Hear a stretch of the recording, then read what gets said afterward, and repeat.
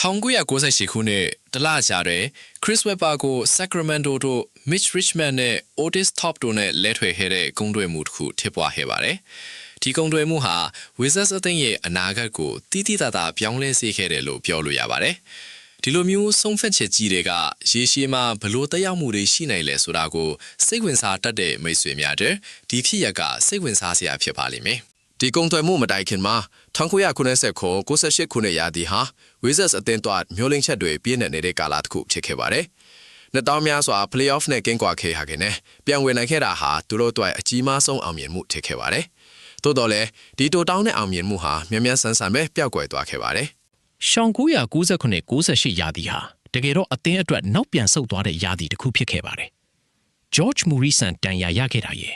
ကစားသမားတွေအချင်းချင်းရန်ဖြစ်ခဲ့ကြတာရဲ့Chris Webber လိုခြေပွင့်ကစားသမားကနေဥဆောင်မှုအားနေတာရဲ့စတဲ့ပြဿနာတွေရှိခဲ့ပါတယ်။ဒီပြဿနာတွေဟာကွင်းထဲမှာတင်မကပဲကွင်းပြင်ပမှာလည်းစိုးစိုးရွားရွားတက်ရောက်မှုတွေရှိခဲ့ပါတယ်။ Rod Strickland နဲ့ Joan Howard တို့ DUI မှုတွေရှိခဲ့ပြီး Chris Webber ကတော့ရန်ထင်းရဲကိုတိုက်ခိုက်မှုနဲ့ဆွဆွဲခံရကငရုတ်ကောင်းဖမ်းခံခဲ့ပူပါတယ်။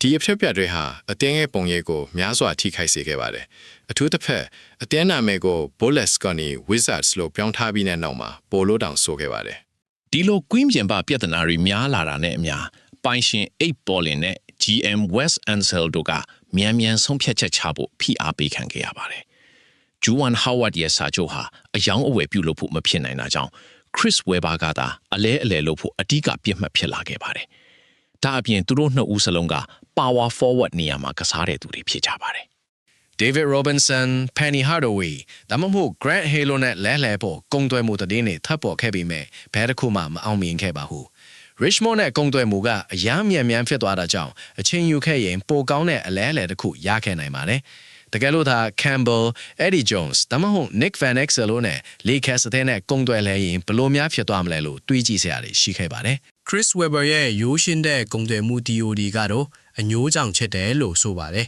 ။ Sacramento အသင်းကိုထိုအချိန်ကအချင်းတောင်လိုအသင်းမျိုးလိုပုံဖော်ခဲ့ကြပါတယ်။ Richmond က All-Star ထိခဲ့ပေမဲ့33နှစ်အရွယ်ရှိနေပြီဖြစ်တာကြောင့်အနာဂတ်အတွက်သိမမျှော်လင့်ရပါဘူး။ Wizards အသင်းဟာ Webber ကိုရရှိဖို့အတွက်ပထမဆင့် draft pick 3ခုကိုဆွတ်လွတ်ခဲ့ရပြီးဖြစ်လို့နောင်လာမယ့်နှစ်ထဲမှာလူငယ်ကစားသမားအသစ်ခေါ်ယူဖို့လည်းခက်ခဲစေခဲ့ပါတယ်။ Richmond ရောက်လာပြီးမကြာမီမှာပဲသူရဲ့စွမ်းဆောင်ရည်တွေကျဆင်းလာခဲ့ပါတယ်။ Joan Howard လည်းအလုံး star အဆင့်ကိုမရောက်နိုင်တော့ပါဘူး။အသင်းကလူငယ်ကစားသမားကောင်းတူကို draft လုပ်ခဲ့ပေမဲ့ Richmond ကို Lee ရဲ့ဝင်ငွေအကောင်းဆုံး shooting guard အဖြစ်စာချုပ်ချုပ်ခဲ့ပါတယ်။ Ben Wallace ကိုပါရောင်းထုတ်ခဲ့ပြန်ပါတယ်။ဒီဆုံးဖြတ်ချက်တွေကြောင့် Wizards အသင်းဟာ Richmond ကို$1000တန်းပေးပြီးစာချုပ်ဖျက်သိမ်းခဲ့ရပါတယ်။တစ်ဖက်မှာတော့ Chris Webber ဟာ Sacramento မှာအောင်မြင်မှုတွေရယူပြီးအသင်းကောင်းတစ်သင်းတည်ဆောက်ခဲ့ပါတယ်။မမျှော်လင့်ပဲ Richmond ကတော့ Lakers အသင်းနဲ့2002ခုနှစ်မှာ Champions ဆုကိုဆွတ်ခူးခဲ့ပြီး Webber ရဲ့ Kings အသင်းကိုတောင်အနိုင်ရခဲ့ပါတယ်